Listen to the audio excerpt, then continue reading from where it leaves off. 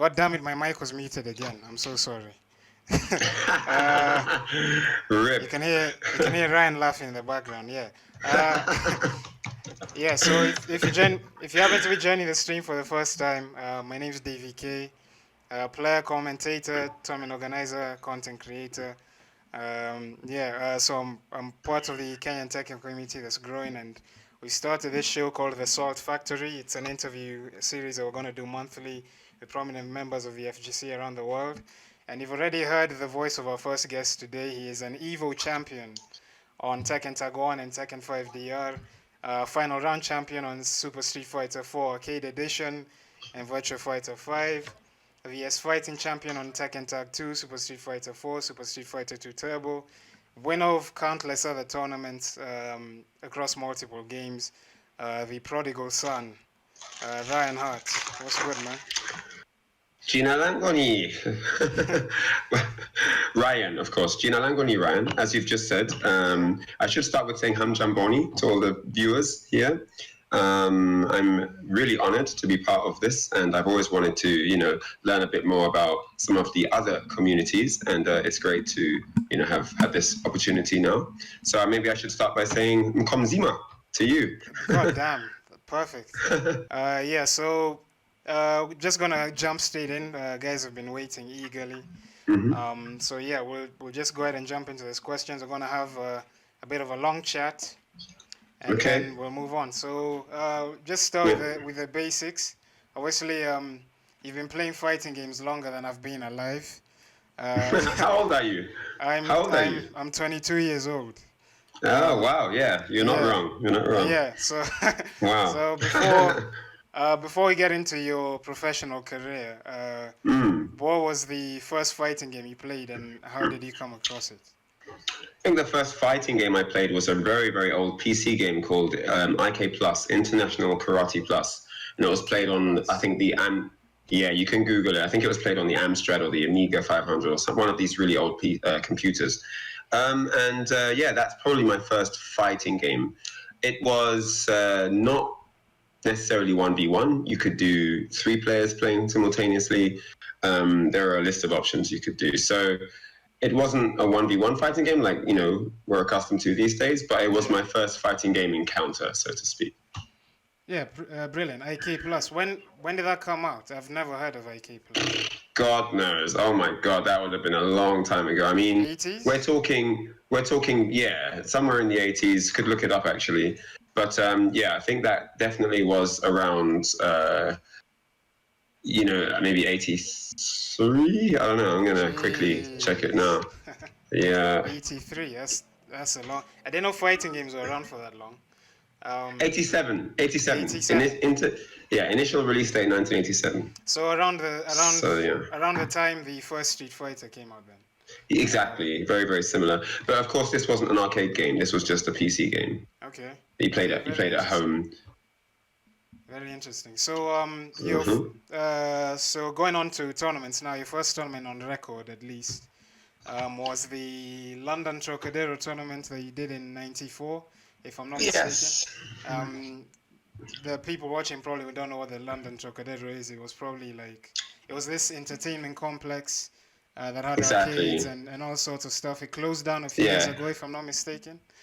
It had an arcade, it had bowling, it had even some theme park rides at one point, it had a cinema, had a couple of eateries, had a few different clothing stores, a photo shoot gallery. Like, there were lots of different things. You could basically go there with the family and spend the whole day. So it was kind of like a mall, basically.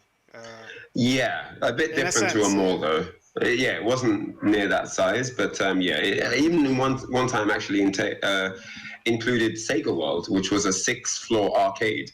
So Trocadero did have a lot of space, but it wasn't that wide. It was very high, but not that wide. Okay.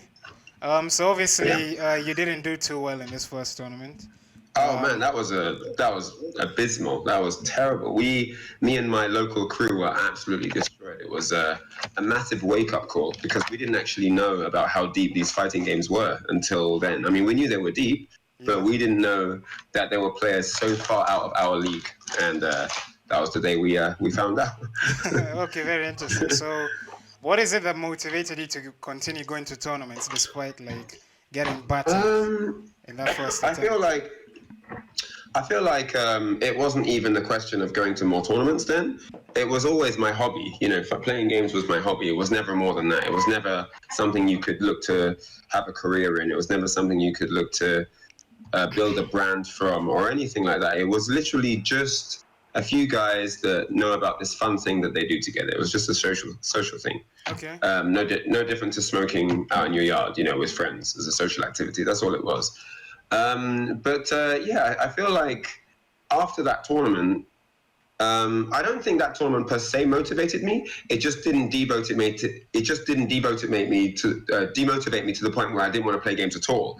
It still kept me in the runnings of like, well, I'm still just going to play. But for a lot of other guys, they didn't want to play after that because the beating was so severe that they just decided that it wasn't for them. If you get them licks when you come in late from your dad, you're not going to come in late again, innit? It's just like you learn, innit? Yeah. So they must have got some super comboed up in the corner, like just 50% gone, and they got really disheartened. So I feel like, it damaged them, man. Because back in that time as well, what we have to remember is there was a community like on every corner. That literally every area had its own community. It wasn't like now where if you're unlucky, you live in an area where there's no competition, you have to go online just to get a game. It wasn't like that.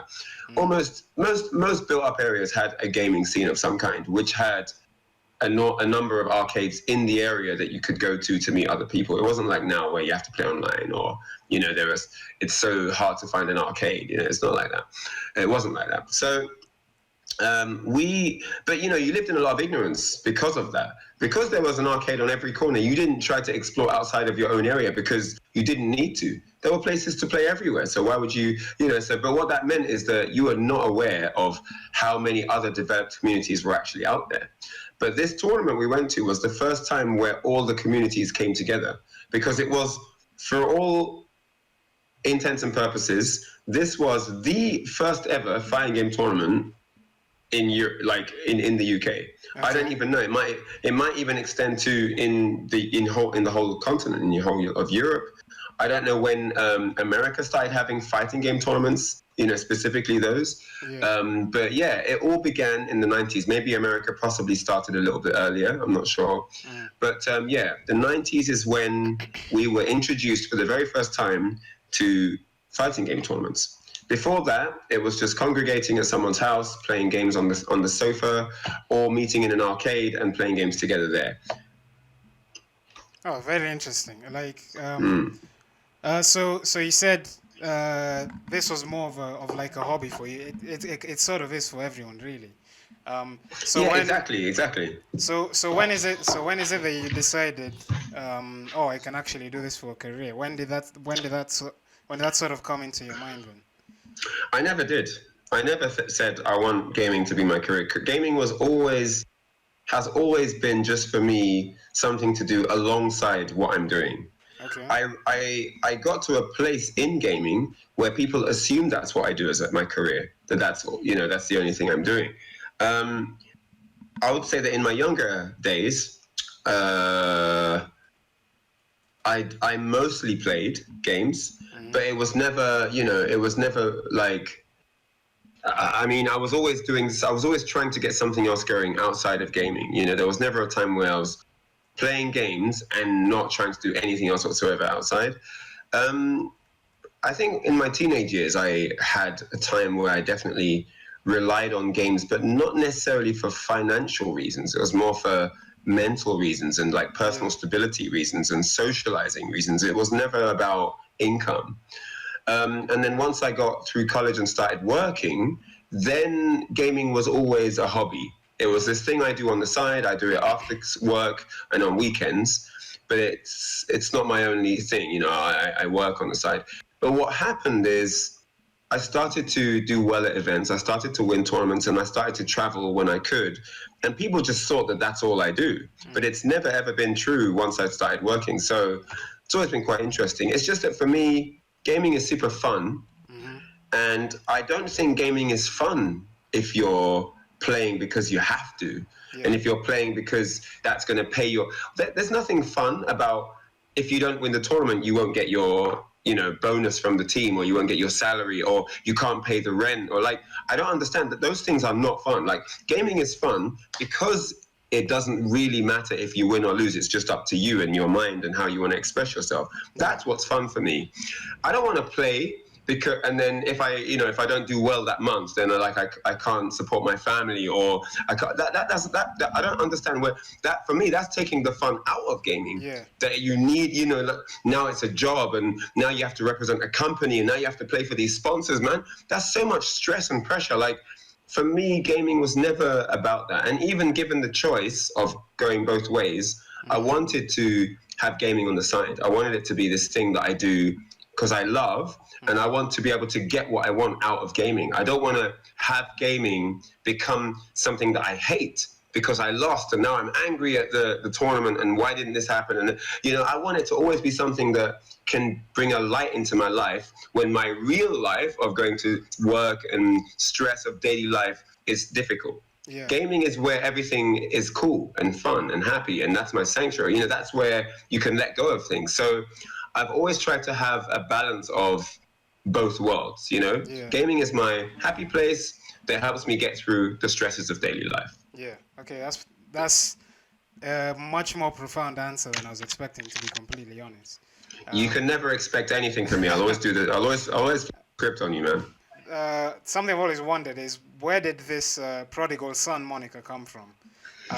Yeah. Is it because you were freely handing out L's, or or where did Prodigal Son, the name Prodigal Son, comes from a 1981 martial arts movie, where the main character, the Prodigal Son, thinks he's really good at martial arts. He thinks he's a martial arts expert. But what he doesn't know is that secretly his dad pays his opponents to lose. Okay. So he's actually not very good at all. And that name was a way for me to have a modest approach to winning a lot at the time. Okay. So even though I'm winning it's like a joke, like, even though I'm winning a lot, I'm actually really bad. I'm not very good at all, like that kind of thing. So that was the idea behind the name Prodigal Son. It's just, it was a way to kind of keep everything toned down, try to have a name that represents me living in humility. Just because I'm winning at something, that doesn't make me better than anyone else. That doesn't make anyone else better than me. We're all equal. Success doesn't necessarily define who you are either. There's a lot of people that get hung up on instant successes and quick wins, but you can lose some of your life's potential by hanging on to what eventually becomes the past. As soon as you win something, the very second you win something, it's already in the past. That second you won has gone. KO has already been on the screen. It's already gone. Yeah. Okay? Yeah. So you have to be very careful about how long you hang on to your present successes. Always be looking at what's next, move forward, try to stick with the times. Obviously, if you have great achievements and you have great milestones that you overcome, that's brilliant. And you should always mark those in your mental calendar. You should always remember those times where, you did something great that you're proud of because you worked for that. If it means something to you, you probably put in an amount of effort. That means you should be grateful for that, that accomplishment. And another great thing about that is you can actually use that to help others. Sometimes if you have an achievement and you have an accomplishment that means nothing to you, it might mean the world to someone else. So it is important to hang on to certain victorious moments of life because you can use that to give others in life faith. Like, wow, I can't believe this person did that. Maybe I have a chance of doing that. Maybe I could do even something greater or whatever. So, but yeah, I definitely felt a bit nervous about having a lot of success, especially at such a young age. I was only 17 when I won my first tournament, and I was only 19 when I won my first world tournament in Tokyo, Japan. So later on, when I was in my 20s, I made the name just to try and have a slightly more modest approach to winning a lot, and also to send a signal to people that I'm not this overbearing, pompous, arrogant guy that thinks he's better than everyone just because he's winning on a few video games. That's not who I am at all. But I feel like the name didn't really work. The idea that I had behind this nickname didn't really work in translation because I think a lot of people automatically assumed that it was from the Bible, the Prodigal Sons, the story of the Prodigal Son. Obviously, that's the most. Obviously, he's wasteful and extravagant and all that. He's a waste man. Yeah, he's a waste man. Yeah. That is the most famous recognition of the Prodigal Son. It's from the Bible, the biblical name, a biblical story. Yeah. So I realized that in hindsight that maybe it didn't really do the job I wanted it to as a nickname. But I hope in these countless times where I'm asked why I have the name, I get to explain it and people understand, oh, that's why he had the name. But yeah. It actually makes a lot of sense. Well, that was what it was. Yeah. That was kind of what it was. I come from a very difficult place in my life, and gaming, the success through gaming had helped me. So I was very grateful for those successes. And I wanted to kind of complement that with a name that was fitting for who I am, where I've come from, where I am today, and so on. So having this kind of humor around the success, but also around my nickname was a part of that too. Yeah, that's an amazing answer. Like someone in the chat saying you could listen to you for talk forever. So that's good because we still have with a pillow. You probably fall asleep. Yeah, so that's good because we still have quite a lot to cover. Oh, cool! Yeah, man. Fire away. I'm ready. So you're obviously part of a rare breed of players that have competed at the highest level across multiple games. You think about other players like Tokido, Justin Wong, Infiltration, Sonic Fox. And the weirdest one I found actually was you won an Air Gaze tournament. I didn't realize Air Gaze had a competitive scene around it. Like it didn't really. I mean, it did for a little while. It's like when a game comes out, publishers have this massive budget that they'll release just for the promotional tournaments, just so that the game gets off the ground, they can sell enough units. And then after that, everything dies and everything's left to the community to run by themselves. Now, when Air Guys was being promoted, they did a world championship. They did a world tournament, which would have each representative from their country fly to Japan for the world finals.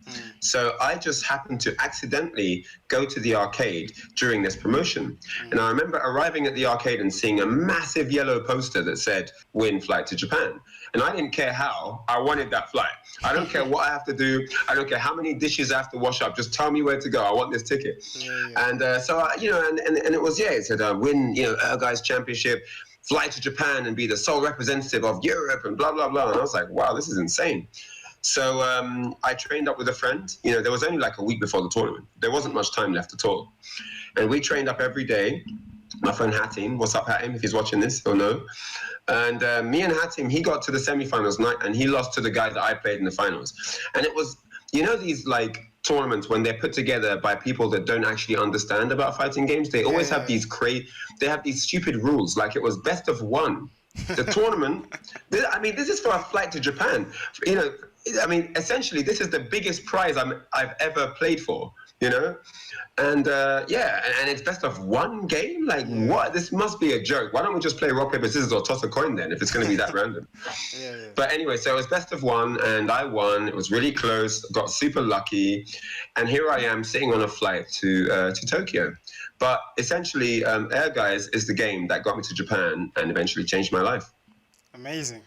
It was so weird for me because I know the main character in that game was like a cross between Jin and Kazuya. His name was like Jin. Yeah, exactly. Ken, yeah. His name was Mishima as well. Like Ken Mishima. Yeah, Mishima. Yeah, he was the first. He was the first Mishima that I ever knew. Anyway. Oh, yeah, interesting. Yeah. Obviously it's hard enough to get good at one game, let alone like 4, 5, 6 games. How over the years, how have you found the time to get so good at so many different games? Just being a bum and having no life. I think passion fuels me. That will send me into the deep end of any game that I want to play. I feel like when I start playing a game, it's never like, it's not really that I'm trying to be the best or anything. And for me, in my experience, that's worked really well because you go into the game and because you're not trying anything specifically. So let me give you an example. If you're so say you want to play the game because you want to be the best. You're just going to try this game out because you've seen there's a tournament scene, you want to get involved, you want to start winning some big prizes, so you're in, right? Now, you're probably going to go and you're going to ask who's good. what character's good? I want to be the best. Like, who do I need to play, right? Yeah, so your approach. And then you're going to find out, what are the best combos? How do you play this game? What's the meta? You're going to learn all the really high profile stuff. You're probably not going to fiddle around with the fundamentals, the foundations that much. You're not going to really explore the character roster. You're not going to explore, too much outside of what you definitely need to learn. The problem with that, though, is it's kind of like you lose a lot of the fun, a lot of the potential for enjoyment, because basically, if you just play from your heart, if you just play for what's enjoyable, when you go into the game, you go towards what you're attracted to. You go towards what you're attracted to, and that brings out a lot of creativity from your side, because it gets you in tune with the game in a very unique way, and that is the best way to have progress in something that you enjoy doing. If you enjoy doing it, that'll bring out the best of who you are. And I feel like for me, I never got deeply into any game I didn't really enjoy playing. There has to have been a point where I really enjoyed that game to keep going and to get good as well, because getting good requires, concentration and devotion and stuff like that. So for me anyway, just playing a game to be good was a very different experience to playing a game just because I like it. And to be honest, when I played a game just because I liked it, I always eventually got better than at any other game where I just played it because I just want to be good. It never worked like that. You have to enjoy it, because trust me, if you're just playing a game because you want to be part of something, you're never going to beat the people that are playing it on that level and love it as well, because that extra passion is going to bring out more creativity in their content. It's going to bring out like better reads. It's going to bring out better clutch situation, control. It's going to bring out like just more ways to interact with the game, more unique ways to get in touch with the software that you won't get normally, because you're just looking at you're looking at all different things. Just looking at the trophies, looking at who the top players are, just looking at who the best character is. I mean, it's funny when a game comes up, people are like, "What's the tier list?" But you don't even know if you like this game yet. Why do you care about the tier list? I feel like people get too lost in like what they read on forums or what they see on YouTube. They get too lost into that. Don't just believe everything you see somewhere just because it's said by someone who, supposedly is good at that game, for example. Maybe you can bring something new to the table. Yeah. I mean, at some point, I must have done something as a new player that some of the more veteran players weren't doing. Otherwise, I wouldn't have beat them when we had the tournament. I wouldn't have been able to beat every player because I was a new player. So how is it that my content was more fruitful than their content? So I definitely think that whatever you're doing, whether it's at work, whether it's in a game, whether it's in a sport, always, think with your own mind. Always think outside the box. Try to think differently. If someone gives you their opinion from a more experienced perspective, take that on board, digest that, but then also challenge that with your own knowledge, with your own growth, with your own progress, because what you think, even as a new player, can be vital. Someone who has no credibility, someone watching this interview right now might have the key that changes the entire meta for the fighting game ecosystem. You never know. You have to maintain an open mind and always think, but what if we have this option? What about that? Maybe we could try this. What about doing it that way? Always keep your minds open. Any strategy, any tech. I mean, just look at the Street Fighter history. For example, the Evo champions, we saw a situation where Daigo won Evo 2 years in a row. And then I can bet you any money that after Daigo won Evo for 2 years in a row, everyone said he would win the third year. Everyone would say that. After the second time he won, people didn't think there could be any other outcome. But he never, ever won Evo again after that 2 years. Ever. He never won Evo again. The guy that won 2 years in a row dominant was never able to get number one. He's been in top 8. He's done really well. But I'm using Daigo as an example because Daigo is a clear character that people will... He's a good example of someone that people would never challenge, would never say he could be wrong on an opinion or he could be wrong on an idea of how to play the game. But he's not coming first at Evo, for example. Obviously, he's still a world-class player. He's one of the best. He's one absolute legend. He's an absolute legend. He's one of the best of all time to ever do it. Of course, we all know that. Yeah. But I'm just using that as a small example to show that sometimes someone else has the key to the golden ticket. It's not always Daigo. So after that now, yeah. So I have. So the Evo point I'm making, yeah. So the first 2 years were Daigo. Then I think after that it was like Fudo or something, and then Infiltration, you know, and then the list of Evo champions evolves a little bit, okay? But what I've noticed about the Evo champions is they always came with something that the general, you know, the general consensus of how the game looked in that particular time was different to the outcome. Yeah. I remember I was on I think it was Shoryuken, you know, on the forums way back, website, way back, yeah, 2011. And I remember this heated argument between some of the European players and some of the American players. And the American players were saying that that Fei Long wasn't a good character. He wasn't, you know, he wasn't top 5. He wasn't top 5. He wasn't top 10. It was, you know, he's just, you're right. And the European players were saying, no, Fei Long is savage. He's really, really solid. On Super Street Fighter, he's one of the best characters in the game. And I think in America, though, I think they didn't have any good, like, well, I don't think they had any like tournament winning level Fei Long players. So I think that's why they didn't know, maybe. Yeah, you know. But then later on, as the game developed, we learned that Fei Long is an absolute beast on Super Street Fighter. Like he's and then he won Evo as well. So it just cemented further that this character wasn't to be messed with. But again, it was this situation where everyone was thinking one way, but there was a solution that no one else had considered. There was a really sick solution. You know, and then Infiltration won. Akuma's always been top tier, so that's not a good example because Akuma's really good. But then what happened the year after that? Gen won. Xian won with Gen. And have a guess who everybody said was low tier? Everyone said Gen's low tier. Gen was so strong on that game. He had multiple setups. He had hard to blockables everywhere. I mean, he was a solid character. Sure, his execution wasn't easy. Very high entry-level barrier for his execution. But if you got the execution, he was a monster.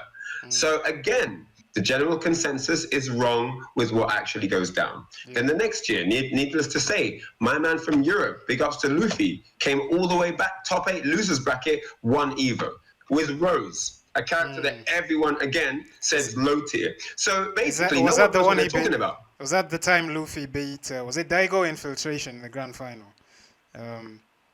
No, he beat Bonchan in grand finals. Oh, Bonchan. Okay.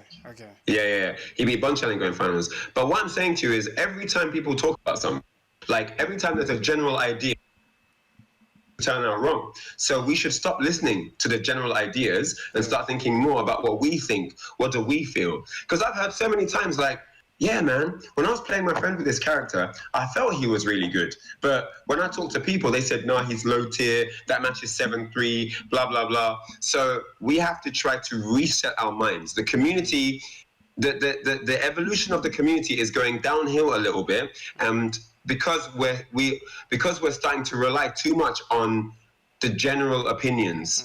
This is the general idea. Most people say this is 6-4. Most people think that's unwinnable. People say this. So-and-so believes that. Like, I think it's important to recognize what's being said, what's being communicated, and why they say that. Yeah. But test things. Go to the lab. Go in training mode. See if that really is unblockable. Maybe you can block it. Maybe they haven't tried blocking the other way. Like, don't just listen. Because people will say anything to sound knowledgeable. That's one thing you have to recognize as well. People will say anything to sound knowledgeable. Okay? The best teachers are happy to listen. That's one thing you know as well. The really knowledgeable people will probably be happy to listen to what you've got to say because they're also ready to learn as well. Like, I'm someone who's been to more tournaments than, you know, most people, okay? But if I go to a discussion where people are talking about something, I go there and I start listening. Why? Because maybe I can learn something. Just because I have more experience than someone else, that doesn't mean they can't teach me something. And just because someone has less experience than me, that doesn't mean there's nothing I can teach them. So I really feel like in general, we all have to just kind of open our ears and our mind across the board everywhere. Yeah, and even if you go into Tekken, the most recent example of what you're talking about is Ursula Nash, right? I mean, Yeah, when season exactly. two, when season two came out, everyone was like, "Oh, Kazumi's trash. He's been nerfed, blah blah blah blah." Then Arslan comes out of nowhere and bodies everyone, Arslan Ash, and man, that suddenly, dude. everyone's like, "Oh, nerf hashtag nerf Kazumi, hashtag nerf Kazumi."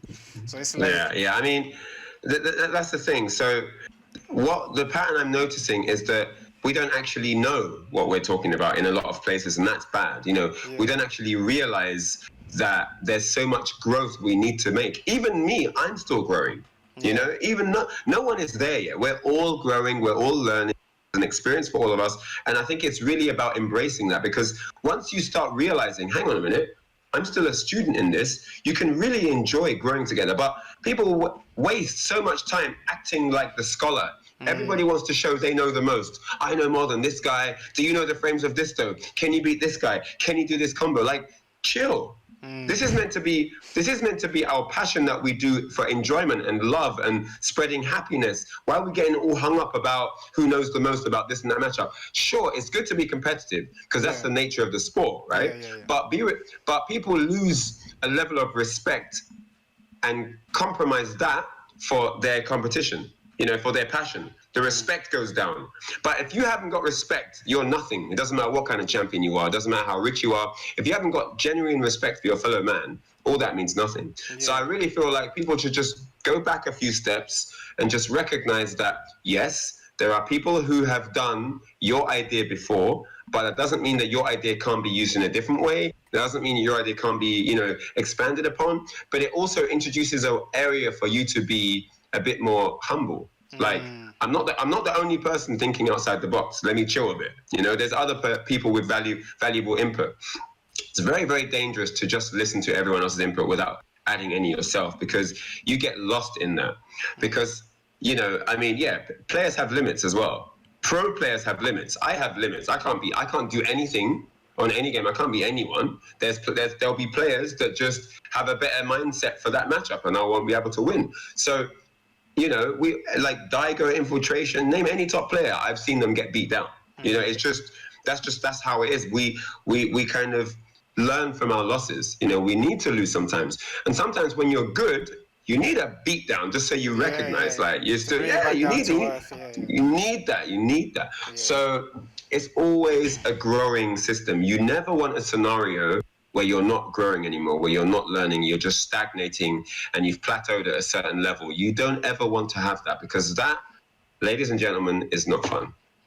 Yeah, that's extremely insightful for me there. I mean, I always try and adopt this mindset of like, you can learn something from everyone, no matter how good you are. There's always room for improvement, no matter how good you are. And to hear you say that just reinforces that for me personally, and hopefully for others in the chat as well. So extremely insightful. Yeah, that's I love that. Yeah. My pleasure, man. My pleasure. But yeah, it's really, really important. Right. So when it comes to comparing fighting games, like a lot of players hold this notion of my game is great and your game sucks. Like when you look at Twitch chats at any tournament, there's like, imagine being a fan of Tekken in 2019, or imagine being a fan of Street Fighter in 2019. I mean, I think it's good to be a fan of Tekken in 2019. It's just doing so many great things right now. I think you're lucky if you're a fan in 2019, because Tekken's getting all right now. Yeah. So as someone who's been very successful across multiple games, what can you gain from trying out and playing multiple fighting games, if not just as a competitive player, but in other areas within the FGC or just in general? Like, what can you gain from?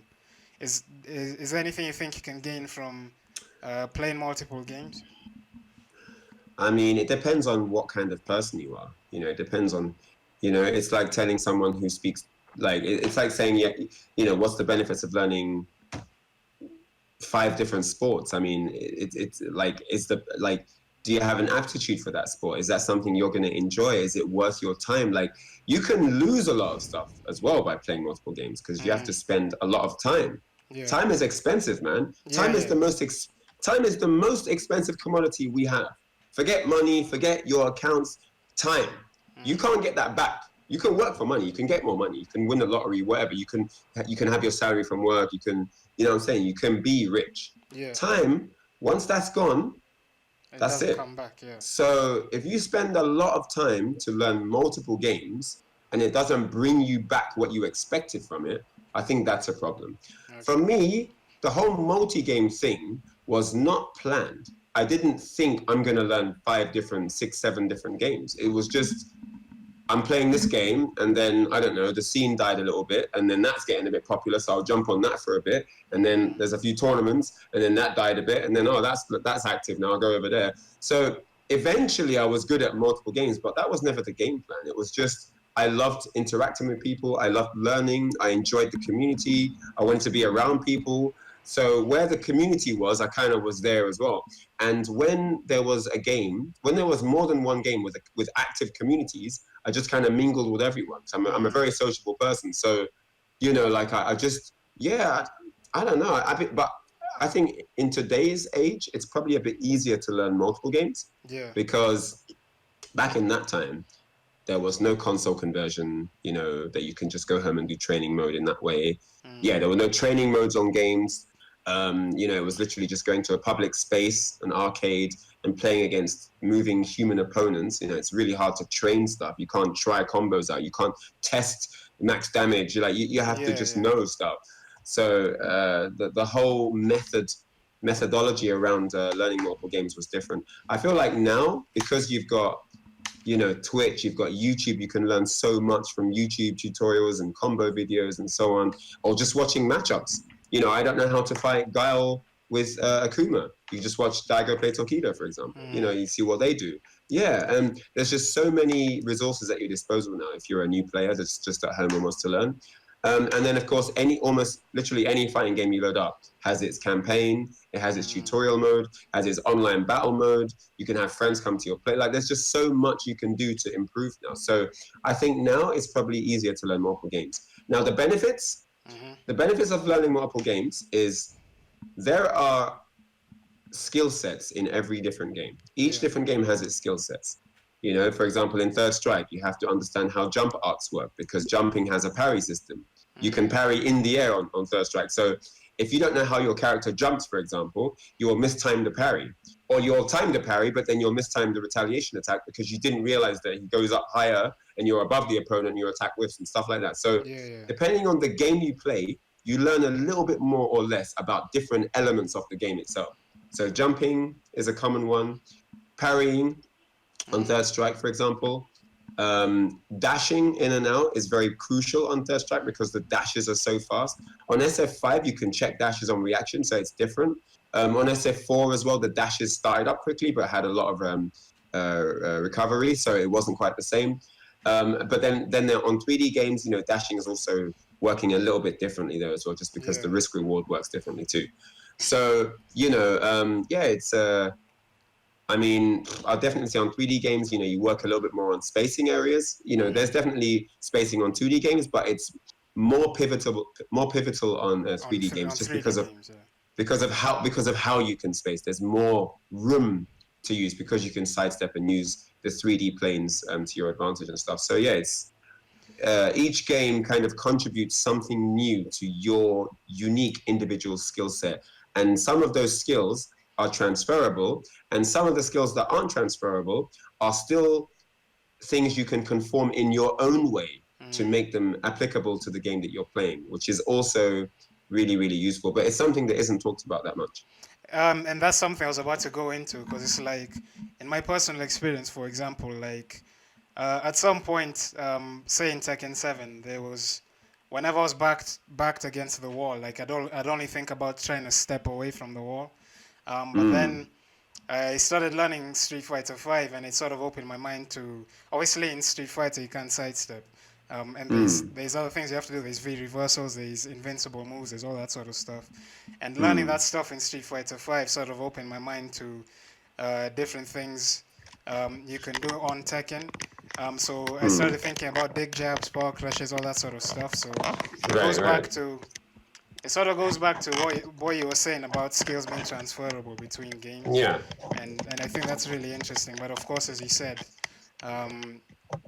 you need to put I in think I a lot think of time to learn sort of multiple games, and that can sort of take away from experience as well. But I also think the why you're playing that should be, justifiable in your own mind. Like if you're just playing for the sake of it, but you don't get the results you want, you're not going to feel that that was a worthwhile, decision to make at the end. I feel like if you're gonna, I don't know if it's the kind of decision you make. I don't know if you decide to play multiple games. You start with one game.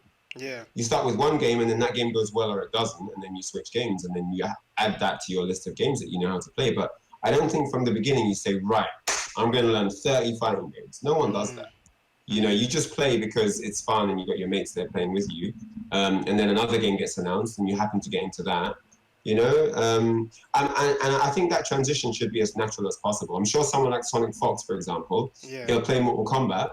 Mortal Kombat 10 comes out, and I think that then jumping on the next Injustice game after the latest Mortal Kombat game, I'm sure that flow is very natural for him. That Yeah. transition from Yeah. game, it's not like he has to consciously think, okay, I'm going to play another game now. It's just part of what he's doing, and then onto Dragon Ball, and then playing a bit of Street Fighter, and then playing a bit of Grand Blue Fantasy or whatever. I think, Yeah. and then Marvel. So I really feel like it's just part of, it's in your path, it's on the way, it's in your gaming path already, and you just play it because it's there. Yeah, that's really interesting. Yeah. So we've all heard So of it also means that timing is quite key in that as well, like the timing that you start playing games, because it's all then dependent on what's released in your active years of playing. yeah, yeah, yeah. That makes sense. Yeah. So I switched cameras because I thought this one had better quality. Yeah, I noticed. I can see you trying to position it properly. Yeah. It looks. I think it looks okay. Is that okay? Okay, cool. Yeah, you continue. Yeah, yeah. So we've all heard of this so-called dark age of the FGC, which most people place that between like the early and late noughties, like the early and late 2000s. And as I understand it, it was a weird period where arcades started dying out, but at the same time, like playing online wasn't really much of a thing yet. So Yeah.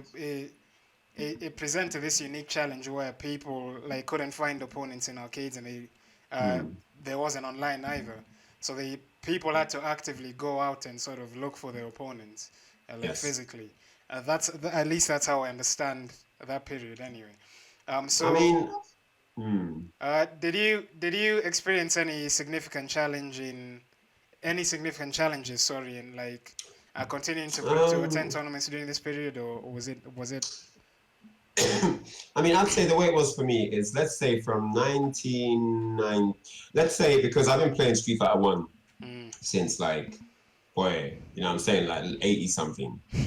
When I first started playing Street Fighter was 1980 something. Yeah. What I'm saying, like people weren't alive yet. Yeah.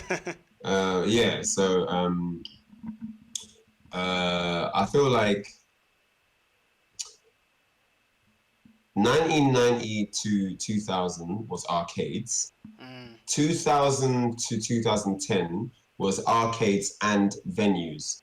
Like people started to run more tournaments at venues, started to have these ranking battles at venues, started to have these weekend tournaments. That all happened at rented venues or hotel rooms or whatever you could find. Yeah. Okay. Yeah. And then because online wasn't big, like you're saying, online was big for certain games. But I feel like for the fighting game community, they still wanted to have this presence. It was still kind of trying to replicate the arcade days. So you had these kind of gatherings, because essentially that's what the arcades were. It was like a gathering, Everyone sharing their passion in this one venue. That was what it was. So like that experience, we wanted to replicate that. So people started to rent out halls, venues, snooker halls, churches, drama centers, like wherever they could get their hands on, they'd rent it out, and they'd just bring, or get their mates to bring TVs, consoles, tables, chairs, and you just make you make it's like a makeshift arcade, like a homebrew arcade. Yeah. So so like that was the thing, innit? And then 2010 onwards, I feel like the internet got better. Yeah. You know what I'm saying? Like connections got better, and people were more on playing online because you didn't have to leave the house. Yeah. Just play online. Just do my little Third Strike thing here in the Xbox. I don't need to go anywhere. So people just, online was a bigger thing. But then tournaments themselves in these rented venues that started in people's bedrooms started getting bigger.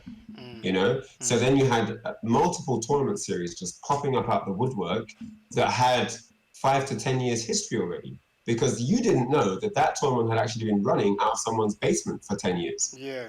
So many tournaments started in bedrooms, but the time you find out about it, it's already had 5 years of existence because it just didn't get any like exposure. There was no streaming. You didn't know that they'd been doing that in the guy's bedroom for years already. So they've now gotten bigger and they've got like some backing, some corporate backing, some companies throwing some money in. So you've got that. That's what you're seeing the result of that is in some fancy building now because they've got that interest.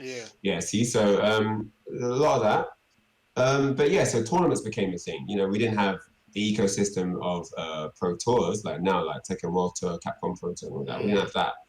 But we started to have dotted around the place lots and lots and lots of tournaments.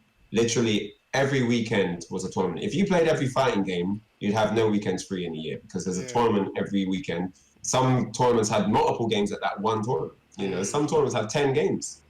So yeah, like it was crazy at one point. It was crazy.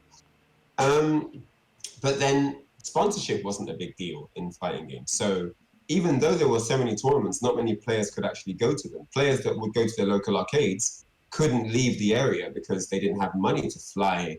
One thing about fighting games, predominantly fighting gamers are quite poor people. We don't come from, a lot of fighting gamers don't come from a wealth of money. Obviously, there's exceptions to every rule. But in general, I've traveled the world, like in general, people that play fighting games come from poor backgrounds, or they are poor still. It's not this wealth of riches and let's fly to Vegas, every week, or well, not every week, but let's fly around the world to every event and let's be a part of this tournament scene for fun. No one's gonna spend all their money just to fly around for fun, even if they're just losing all the time. It only happened that when sponsorship started growing in fighting games, because some of the mainstream esport interest flooded into the fighting game community. It's only when that happened that you started to see more of the fighting game community getting around. But before that, it was always like local stuff. People just going to the local things, people hosting their own local things. I ran my first tournament in 2001, and this is what a lot of people don't know.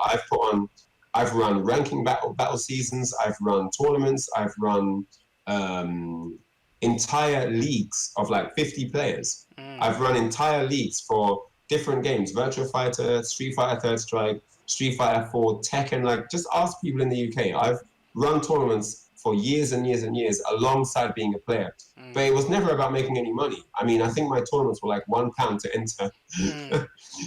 My tournaments were £1 to enter, and that was just to pay for the credits in the machine so that I could run the tournament. So it was never about making money, but it was literally about keeping the arcades alive, keeping the community alive, giving people a reason to leave the house and some ways to have fun.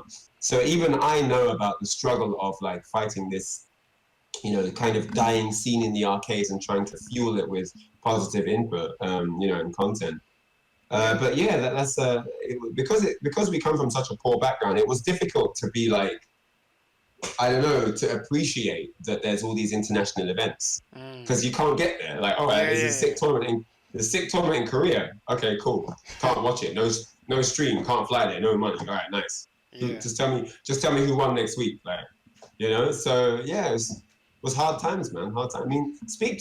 Find 10 fighting game players and ask them. I bet you they've got some deep story that wasn't that fun or nice to like. Because people come from real stuff in the FGC, man. It's not just people don't graduate with honors and then end up doing their thing. Not everybody. Some people have had solid backgrounds, great family home, education, solid everything. But like, there's a lot of broken homes. There's a lot of pain. There's a lot of anguish, and gaming kind of brought certain people back to life. I'm one of them. Gave him an escape in a sense.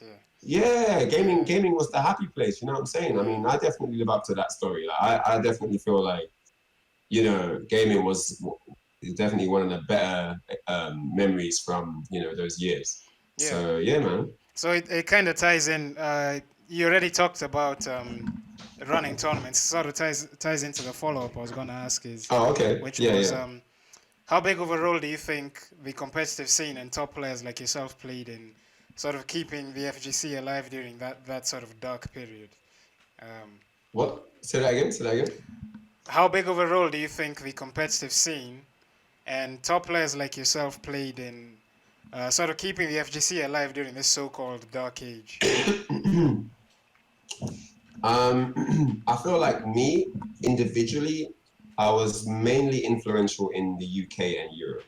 Mm, I feel like outside of that, like Asia and like North America, I feel like I didn't have that much of an impact in the early days, just because the UK was heavily overlooked back then. Like if you were good or a champion or whatever, like if you once you say you're from the UK, nobody was interested.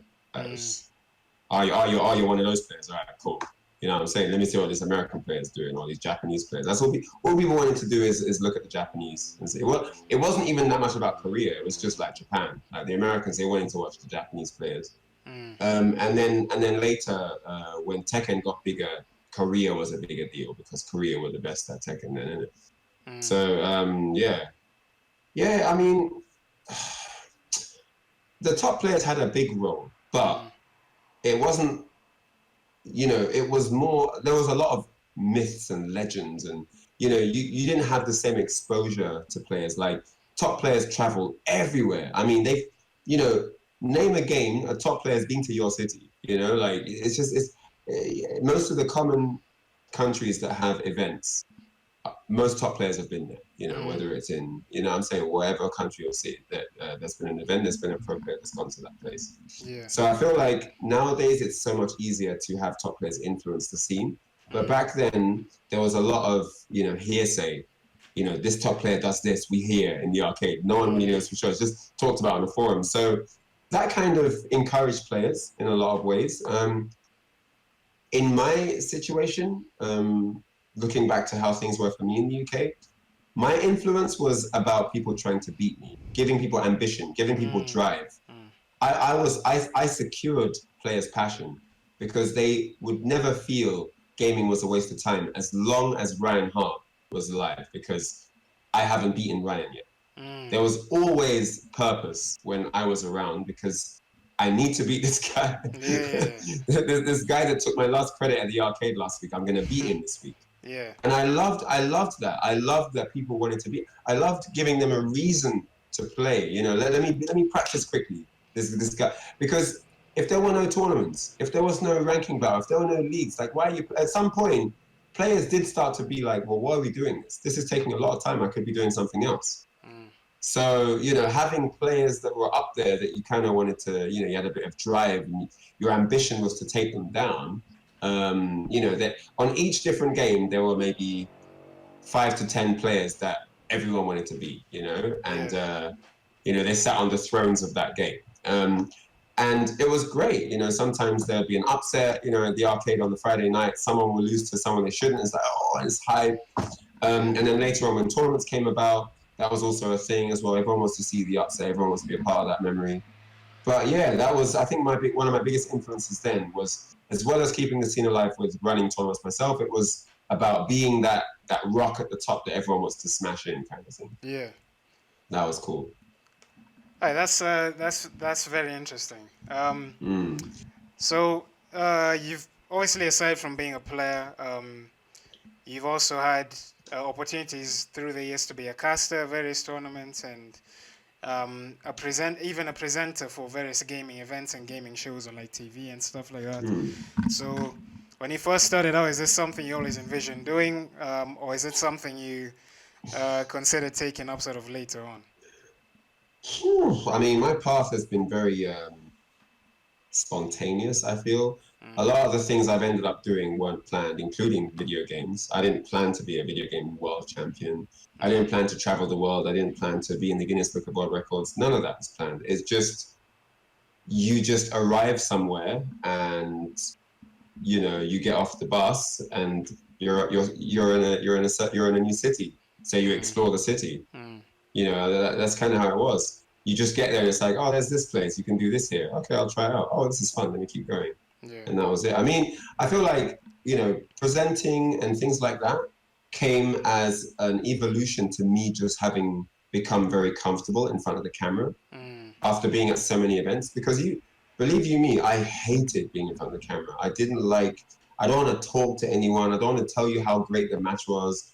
You know, I don't want to tell you how, I don't want to explain what I was thinking in that moment. Like, I don't, like, that's not where I'm at. But the more that I won stuff, the more my opinion became valuable for people. So, and after a certain amount of time of winning, you kind of have your own opinion that you kind of want to share. Yeah, There's yeah, a yeah. part of you, you have a message, Yes, yes, yes. like in crime novels, like I do a bit of reading, but like, like in these crime novels, the villain always has his special way of killing his victims. And Yeah, he's yeah. sending a message, like he's painting a picture. He wants to have his legacy created and his memory remain a certain way. This, they even have nicknames sometimes. I mean, I remember anyone on the stream watching Dexter, like there was the Trinity Killer, like he had a name. You know what I'm saying? So yeah, people when they have a certain amount of success in something that they do, they get to a place where they kind of want to have a handle and they want to have a memory. They want to be remembered in a certain way. And so after a certain amount of time and a certain number of interviews, I started to like it. I started to enjoy that people value my opinion because I come from a place where no one cared what I think. So it was a new experience for me. And I think once I started enjoying that my opinion means something, it helped me to develop my mind on what I actually think about certain things. So, and then also that, kind of intertwines with being comfortable in front of the camera, being comfortable to find answers to certain difficult questions, and just being able to live and stand by your quotes, Yeah. um, but then, being a content creator and host and all that, that's more what people saw in me. That wasn't me trying to be those things. That was more people seeing certain whatever qualities or whatever in me, attributes, and then saying, oh, well, you're doing that. Could you also do this for us? Maybe Yeah. we can test you out over there. Maybe you can try something over here. And then I just ended up doing these things. So it's a very, very mixed bag, I have to say. But yeah, I don't know how comfortable I feel doing all these different things because it's also like being the jack of all trades but master of none. I don't Yeah. know. But but I think I just in general enjoy doing lots of things. Someone in the chat saying, I had a couple questions from the chat. I forgot to sort of take note of them, but because now the chat's reset itself, but I remember what they asked. I think we'll get to those at the end. But one of them is something I was going to ask you anyway. But we'll get to that in a sec. But what I wanted to ask you first is sort of in the last decade, we were talking about this earlier about sort of how the FGC has evolved over the years. Yeah, yeah. And in the last decade, obviously, we've seen the rise of the internet age and people sort of putting out content on platforms like YouTube, Twitch, sort of helping to bring FGC content to the rest of the world. Like for me, for example, for people like us in Kenya, for example, some of us might not have known about some of you guys around the world, some of the best players around the world, and the internet sort of helping us discover all these different scenes, and it's sort of vice versa, sort of people in the UK, North America, whatever, sort of discovering new scenes like Pakistan, Peru, Kenya, whatever it is. So how, for you personally, how has the internet helped you uh, sort of grow your brand or advance your career, and how important would you say the The internet is? internet. Yeah, the internet. Well, I mean, yeah, the And internet gives a lot of scope and visibility for yeah, you and your audience, right? So and that's what I'd say there. sorry to cut you off, but on top of that, how important would you say it is today to in advancing the careers of aspiring players, like players coming up? Sorry, how important is the internet, you're saying? Yeah, yeah, yeah. I mean, it depends how you use it. It could kill your career in a second. I mean, it depends. I mean, it can be a great resource. Yeah, I think you need the internet these days because there's no arcades to go and play locally, and you can't get hold of enough of the community to really maximize your time with stuff. So I think like Yeah. the internet is definitely essential. Yeah, okay. Very swift. I mean, it is obvious, but everything's on the internet nowadays. Um, but yeah, that's sort of the answer I was expecting anyway. Yeah, Someone, that's kind of how it is now. yeah. So moving on to something someone had asked in the chat, something I was going to ask you anyway, is we're sort of going into advice for aspiring players and stuff like that. Like, what advice would you give to players who struggle to manage their stress levels in tournaments. Like obviously when you go to a Oh, tournament, there could be like massive speakers playing the game audio. There's people chatting in your ear, like chatting shit, and it gets even worse for player TOs.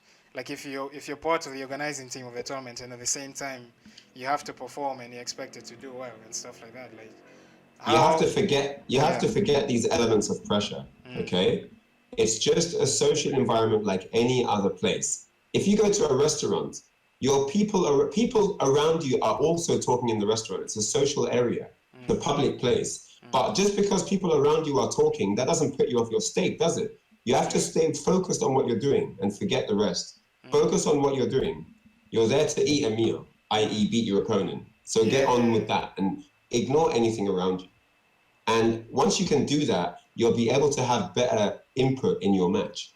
Once you're distracted by anything, be it your nerves, be it people on the stream, be it people behind you in the venue, you have less capacity going into the actual match. And you know what's going to happen? You're going to lose. And then when you're going to lose, you know what you're going to say? You're going to say, I didn't get to play.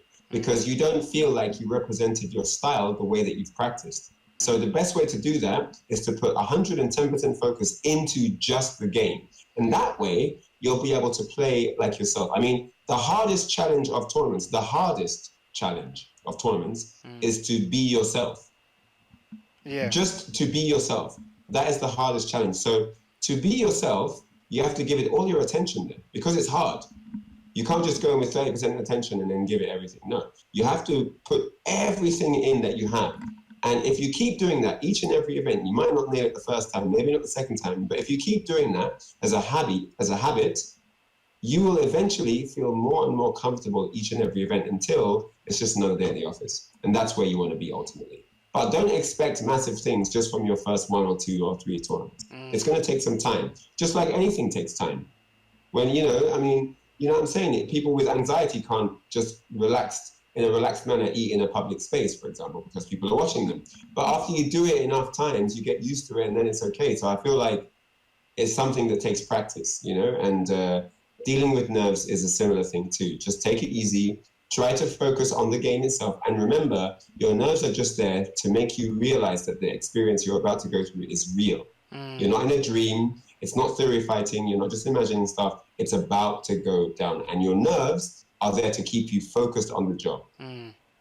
Let them do their job.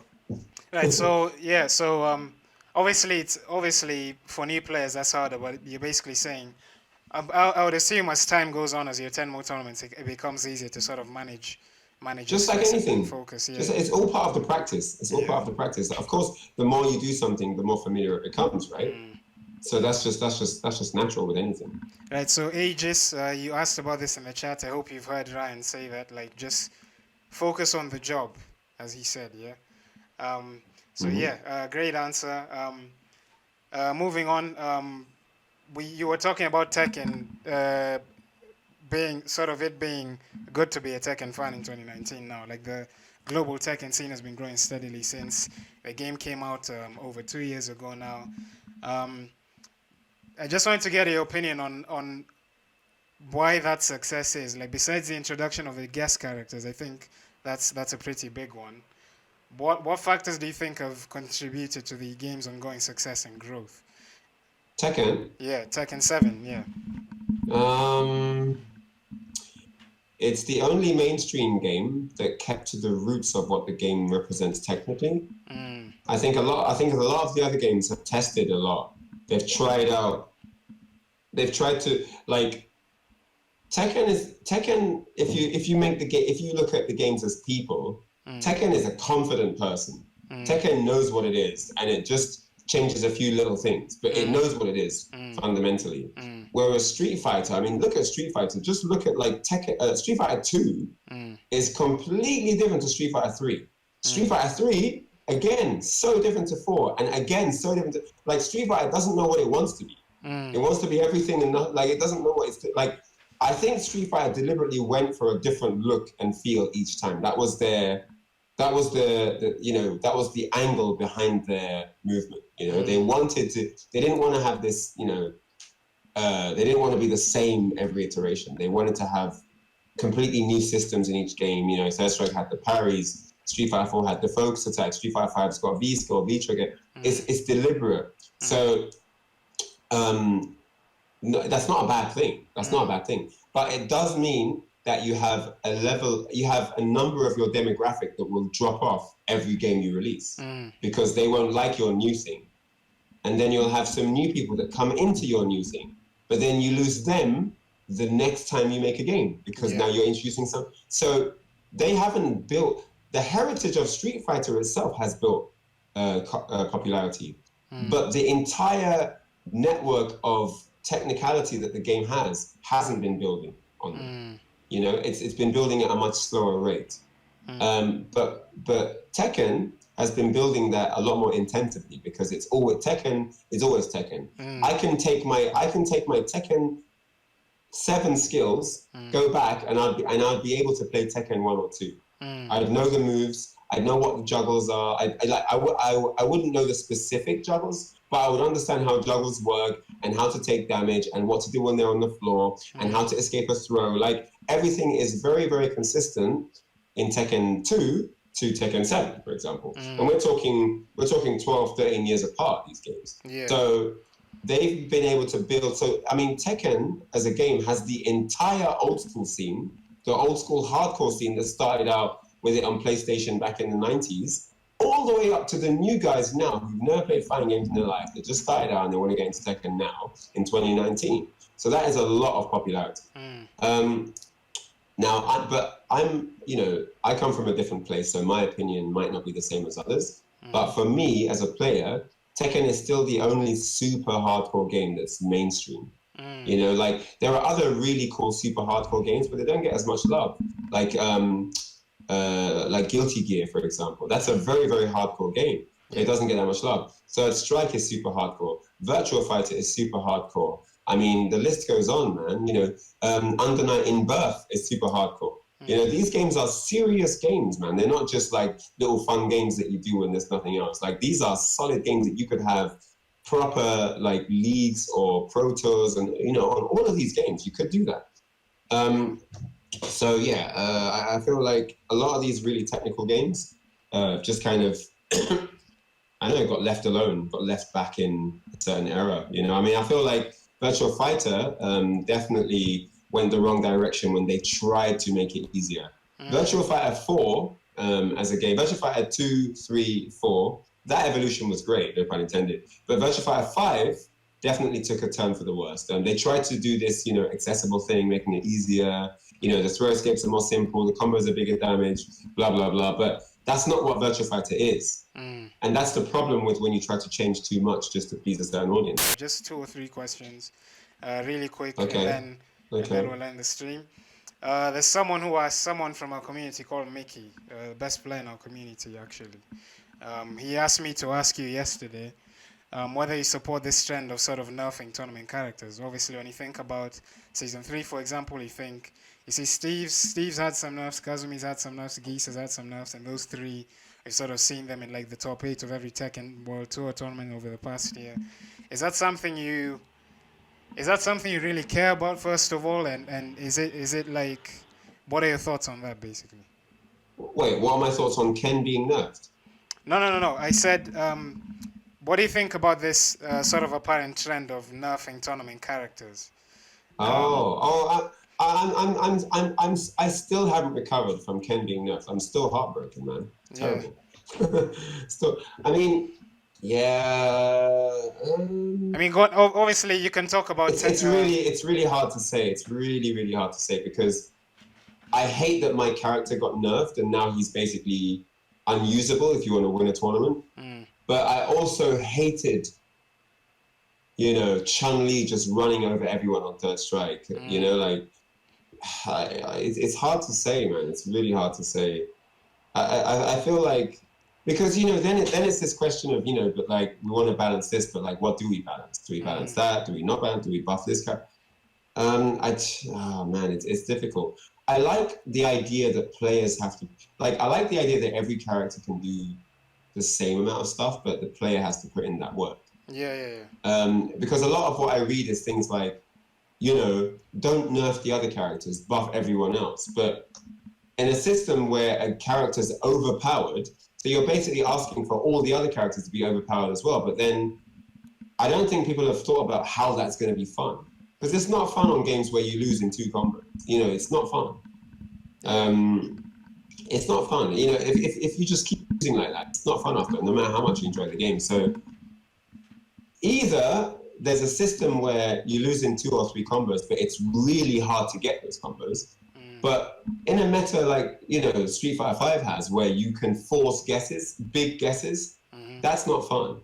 Yeah. So you either trim down the amount of ways you can get in to do damage, or you trim down the amount of follow-up opportunities you have for mix-ups, or you trim down the damage that each opportunity gives, so that it's not just one time to the corner, throw loop, KO, or couple of throws, 1 combo, stun.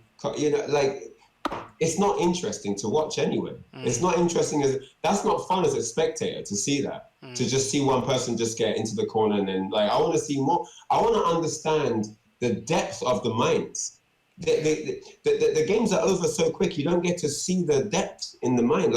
I'm used to, people that maybe play games in this generation think that's deep, but I'm used to much deeper than that from old games previously.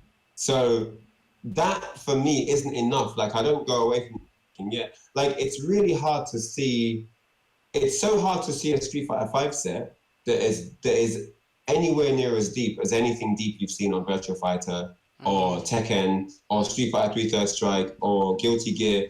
I mean, look at, if any developer wants to make a deep game, look at these games and what's deep in them. Don't just look at, let's make a game for beginners. Look at what's deep though. What's going to drive your game forward? Look at Third Strike. That game's really technical, but that gave it so much magic and so much life. It's talked about a lot, but the Daigo parry, for example. Yeah. Or the Sugiyama parry, or the Hayao parry. There's so many sick, special, historical, legendary parry moments where you can't get that out of your mind. It was so sick, you will never forget that. Yeah. You will literally be sitting there with your grandkids on your knee randomly day, and you'll remember the parry. It was so sick. And on Street Fighter 5, it doesn't captivate you in that way. Games should be games are deep. Fighting games are so deep. It should captivate you. Even Street Fighter 4, there's so many sick moments of oh my god, how did he know that? Why did he do that? That was such a sick read, or it was so technical, or I'm missing also on Street Fighter 5 ways to appreciate technicality. Yeah. So some of the combos are too simple to do it. I miss seeing a combo and enjoying the combo because that is crazy hard to do. Yeah. I'm not enjoying that I don't care that he got a combo. It's how did he get that combo on him? And there's always this talk of the absence of the 1-frame links and all that sort of stuff. Yeah. Yeah. There's so many things you can do to make it hard. It doesn't have to be link. 1-frame link is just Street Fighter 4 players. That's the only game they've played. So hard combo for them equals 1-frame link. There's hundreds, thousands of fighting games that don't have 1-frame links that have crazy hard combos that you can never do. Go way back. Street Fighter EX Maniac Training Mode. If anyone on this chat has played Street Fighter EX Maniac Training Mode, they'll know what I'm talking about. Because combos in that game are harder and more spectacular than anything you could ever believe to see in Street Fighter 5. It's that deep. It's insane. I don't know who came up with those combos, but it's insanely creative and so satisfying when you can do one. It might take you 50 tries to do it once, but you do it, it's oh my god, I did it. It's sick. Yeah. And then there are other combos which are really hard, but you could do them in matches. It is kind of practical if you're a good player and you practice a lot. So yeah, I feel it's so gratifying. Before 1-frame links were introduced, to do on Street Fighter 4 for example, when you could do solar plexus with Ryu and then crouching fierce into DP, this is before because that became a lot easier when 1-frame links were discovered. Plinking. When plinking was discovered to cover up the gap in 1-frame links. Yeah. That made things easier. But before plinking was discovered, doing solar plexus, crouching fierce, DP, FADC, ultra was the most satisfying. My dinner tasted twice as nice that evening after getting that combo. That's how satisfying that was. But Yeah, on Street Fighter 5, if I'm playing and I'm losing my whole round and then I get one Aegis Reflector and the guy loses the round, I don't feel like I really deserve to win that round. yeah, I don't really, just because I got my V trigger that I didn't even earn, I just got battered to get it. And then I get it on him and then he's dead now. Like, how did the game decide I should win that round? I don't understand why, but then in the same vein, if it's a scenario where I kind of don't get to do that, then the game's super unappealing as well. It's like, well, I didn't even really get to do anything. So, I think they haven't explored enough ways for that the game to feel enjoyable. It's just this very simple game that's played a certain way, and that's that. But there's not enough take home. I don't go away thinking, man, that was a sick day. That was an amazing tournament. Alioune from France, one of the most notable French players. I remember in the early days of Street Fighter 5, we used to talk a lot more those times. We were on a chat, Facebook chat or some kind of chat, and he said to me, Ryan, when is the last time you laughed because you lost and it was so sick? And I thought, what an interesting question. When's the last time you had to laugh because it was so sick the way you lost?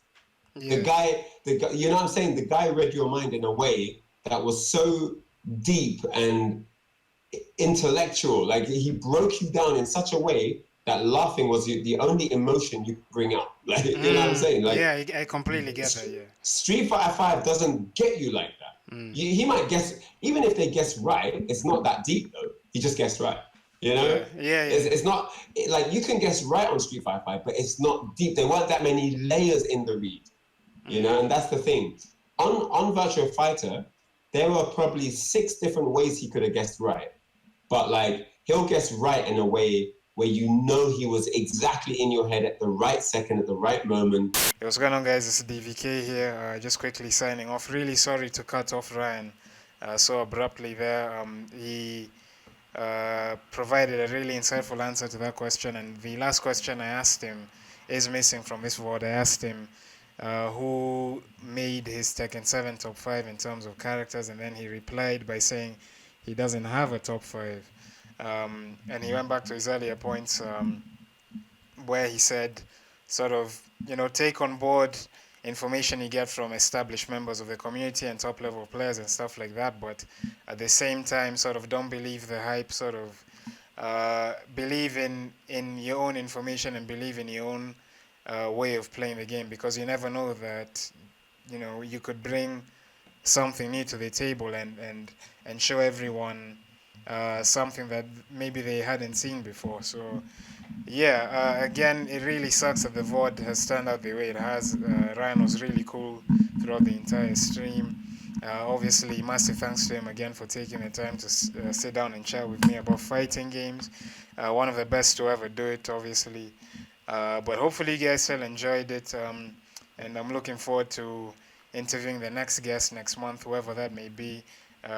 We'll let you know in due time. And yeah, I'll see you guys in the next one. Take care and have a good one. Peace.